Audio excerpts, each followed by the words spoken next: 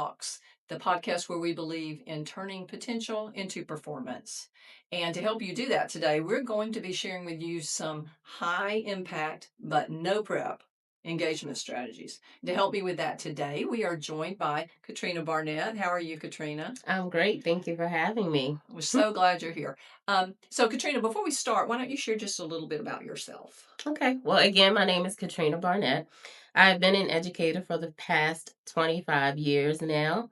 I've taught in some capacity grades K through 8. I've been an ELA teacher, social studies. I've taught science.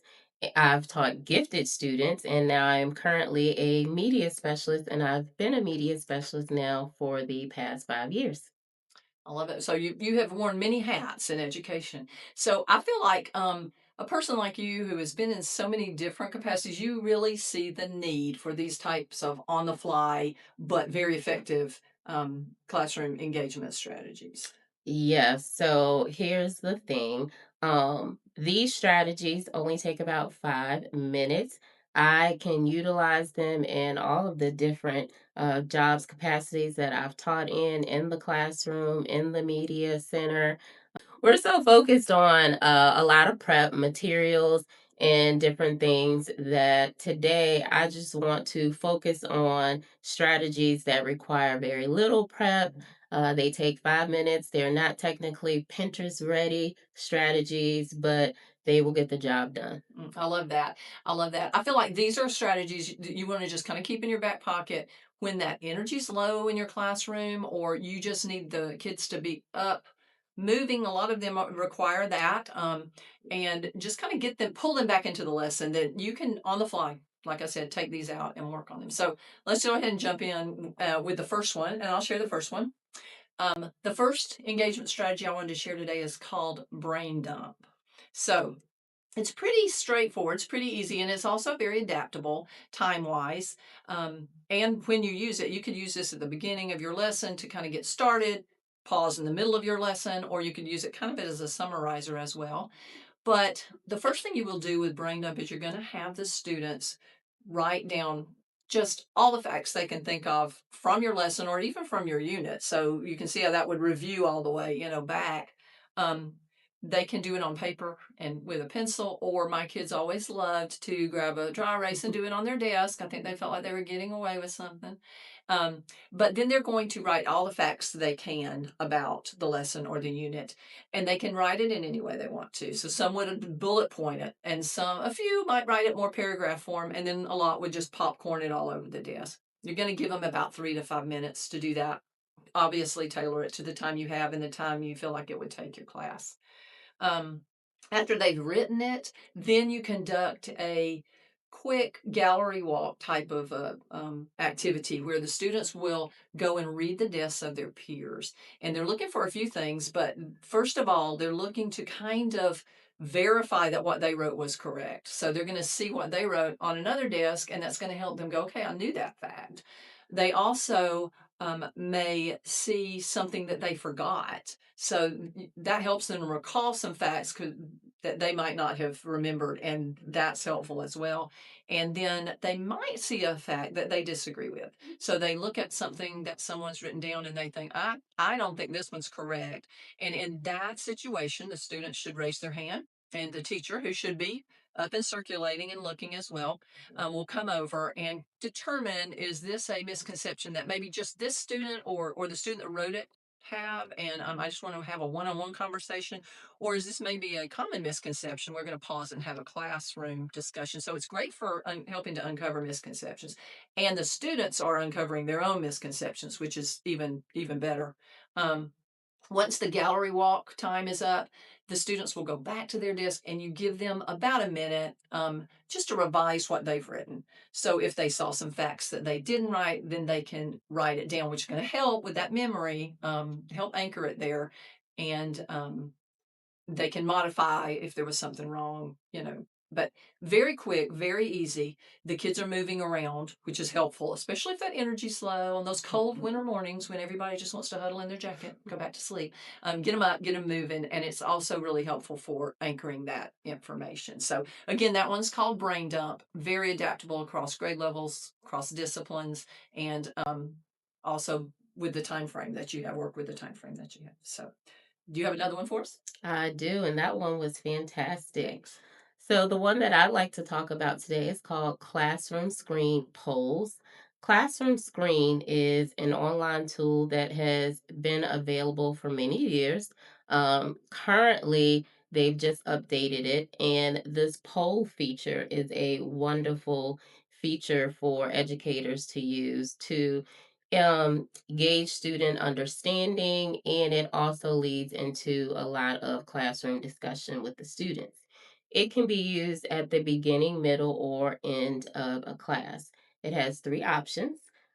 Students, it can be a multiple choice question that the teacher poses, true or false, or one that the students really love is the emoji option. Oh, So students can use emojis to express their understanding about a particular concept. I've used this as a classroom teacher, and I use it as a media specialist almost every day. Teachers come in and I do lessons on research. So I want to make sure that the students understood the concept. So I will pose a question as a summarizer using classroom polls. Or if I want to ignite prior knowledge, I will use the poll to see gauge where they are mhm. regarding a concept. Like I said, it's quick, only 3 to 5 minutes. Once we take the poll, we have the students review each other's answers, and that leads into a discussion about understanding. They can see the difference of opinions. So it's really a great tool that you can use. It's very easy to use as well. I can see that, and the thing I love about these that we're sharing is I'm hoping that they can see out there that they're so adaptable to your time frame, and they can become more of a rich activity if you want to really springboard off of them, or they can kind of be just a really quick, let's get them engaged and then let's move on with our lesson. I have a question about that one. I know that sometimes some of the teachers out there may not have as much technology, or we've all been in that situation where we have no internet for the day or for the lesson. So could you still do this without the tech? Absolutely. And I can definitely attest to that being a media specialist because when all the technology goes out in the building, guess who they call? They call me.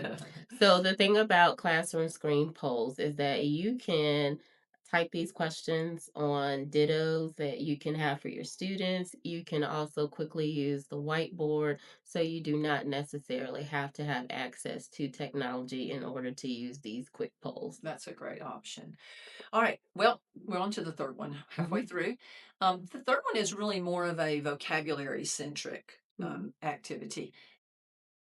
Oftentimes with vocabulary, we tend to teach it in isolation. We might teach the word, maybe do a Freer model or something with it, stick it on a wall, try to use it during the unit, and we really aren't coming back and revisiting that vocabulary. So I like this one because it really intentionally comes back to some of the vocabulary. Now, I say word, but also you could do it with a phrase. It's called mystery word.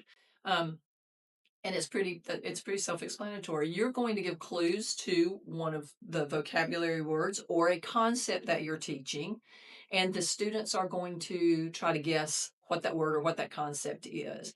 And you can really make this as thought-provoking or as really simple as you'd like to. You could just give the straight definition, right? And they should be able to just know what word that is.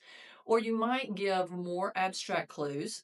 Um, you could also, if you're teaching lower grades that are maybe working on parts of speech, you could bring that in. This is a verb that is, and kind of describe it that way. So they're having to also recall that information.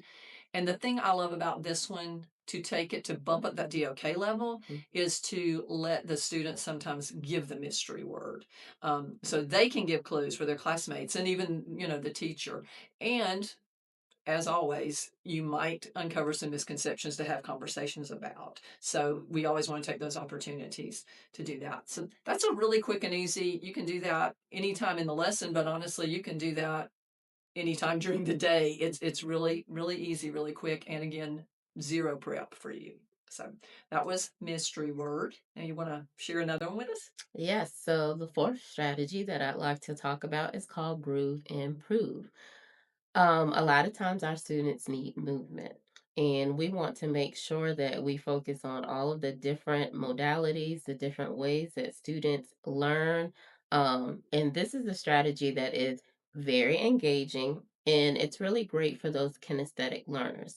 So, Groove and Prove, it's almost like musical chairs. The teacher will play appropriate music in their classroom, have the students, they will get up, they will move around, they will dance.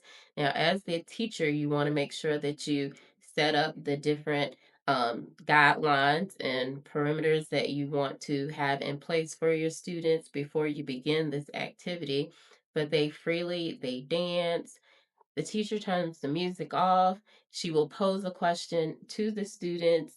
The students will have to respond on whiteboards. They can respond in their notebooks.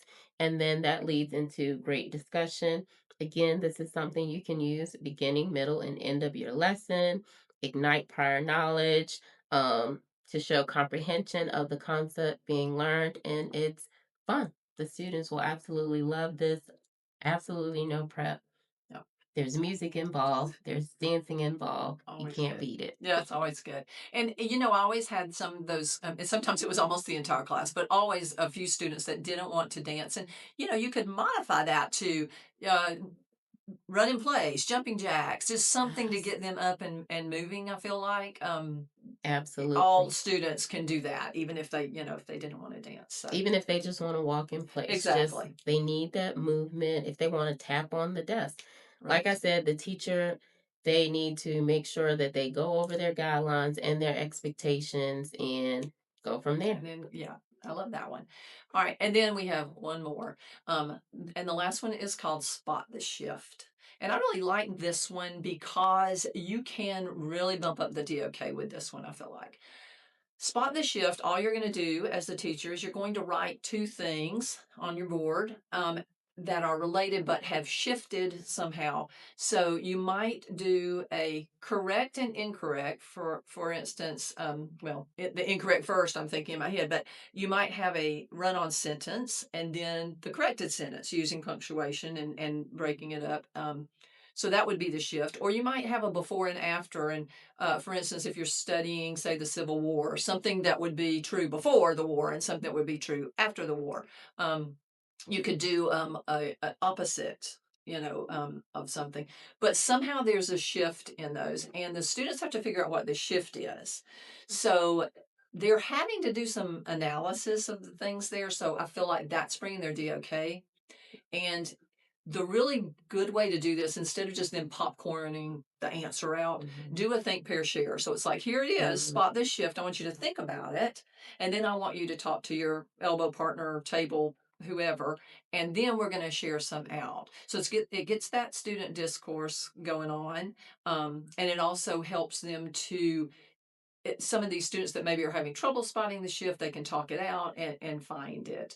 Um, then, of course, if you have an incorrect and a correct, you want to be sure that you are specifying which one's correct and Mhm. why is it correct, so you can go off of that too. But I love that one because it is really simple, but I feel like it's a really rich activity as far as bumping up that DOK. So Absolutely. And I like how you mentioned think, pair, share. And I wanted to say that all of these strategies that we've discussed today, you could use that strategy, right. think, pair, share, after the students engage in these strategies. Hmm. We hope that you all will be able to choose just one of these strategies.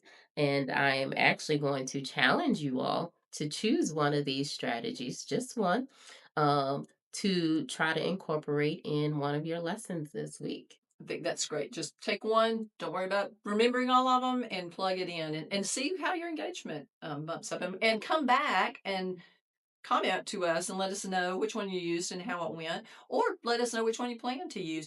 We would love for you to share this podcast with anybody that you think might get some good quality stuff out of it that they could use. And then, of course, show us some love, follow, like, all the things.